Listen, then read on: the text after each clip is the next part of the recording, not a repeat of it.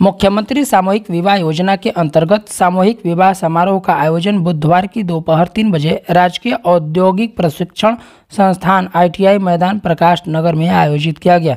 शादी समारोह के मुख्य अतिथि के रूप में जिला पंचायत अध्यक्ष सपना सिंह और CDO गाजीपुर संतोष वैश्य एवं उपस्थित पंचासीन अतिथियों एवं संयुक्त रूप से दीप प्रज्वलित कर सामूहिक विवाह योजना के तहत कुल 77 जोड़ों का सामूहिक विवाह पूरे विधि विधान के साथ संपन्न हुआ।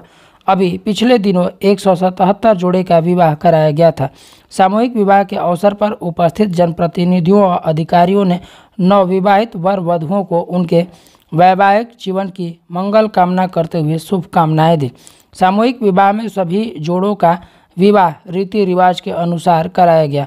नवदाम्पत्य को विवाह प्रमाण पत्र भी दिया गया। उल्लेखनीय है कि इस योजना के तहत राज्य सरकार आर्थिक रूप से कमजोर परिवारों की बेटियों को विधवा या तलाकशुदा महिलाओं को पुनर्विवाह की मदद करती है। सरकार की इस योजना के तहत हर लाभार्थी जोड़े के विवाह पर सरकार कुल 51,000 रुपये खर्च करती है, जिसमें प्राधिकृत अधिकारी जांच करते हैं और इस योजना के तहत दुल्हन के खाते में 35,000 रुपये जमा किए जाते हैं। 10,000 रुपये वैवाहिक सामग्री खरीदने के लिए दिए जाते हैं। आयोजन के लिए 6,000 रुपये दिए जाते हैं। बता दें कि इस योजना के तहत 2 लाख रुपये सालाना आय सीमा के अंदर आने वाले सभी वर्गों के परिवारों को इस योजना में शामिल किया जाता है, जिससे कमजोर आय वर्ग के लोगों की बेटियों का हाथ पीला हो सके। मुख्य अतिथि के रूप में सपना सिंह ने नवविवाहित वर वधुओं को आशीर्वचन देते हुए कहा कि नवविवाहित जोड़ों ने 7 फेरे लेकर एक साथ रहने का संकल्प लिया, उसे जीवन भर निर्वहन करें। देखिए, आज मुख्यमंत्री विवाह योजना जो है ये दूसरा तिथि वो था। अभी पहला 5 तारीख को हुआ था। आज सिर्फ 77 थे, 80 किए गए थे, जिसमें से पात्र 77 पाए गए हैं और 77 जोड़ों की यहाँ पे विधि पूर्वक वैदिक पुराण के द्वारा शादी हुई है और बहुत ही अच्छी हमारे अधिकारियों द्वारा यहाँ पे व्यवस्था की गई है और शादी बहुत ही अच्छे तरीके से हुई है। देखा जाए कि पिछले कई शादियों में सुरक्षा में रही, लेकिन इस बार की व्यवस्था से कितना संतुष्ट है?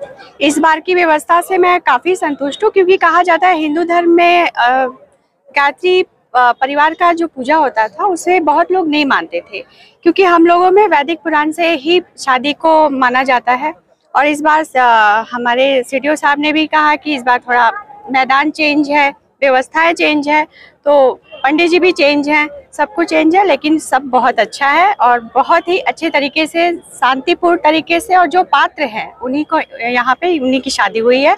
और खुशी की बात यह है कि आज आप लोगों के द्वारा भी कुछ यहाँ पे ऐसा मिला नहीं है कि जोड़ा पात्र नहीं है, सिंदूर नहीं पहना है। इस बार सब कुछ व्यवस्थित था और आगे भी होता रहेगा।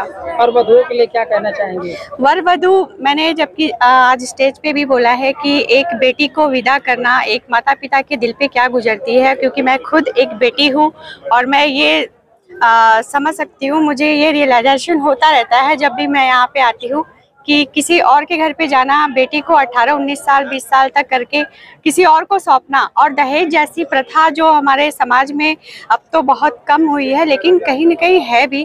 तो मेरा ये सोचना है कि अगर बेटी कोई माँ बाप आपको दे रहा है तो उससे बड़ा दहेज या उससे बड़ा सामान क्या हो सकता है जो अपने कलेजे के टुकड़े को आपको दे रहा है, और वो बेटी आपके घर में जाके पूरी आपकी गृहस्थी बसाती है।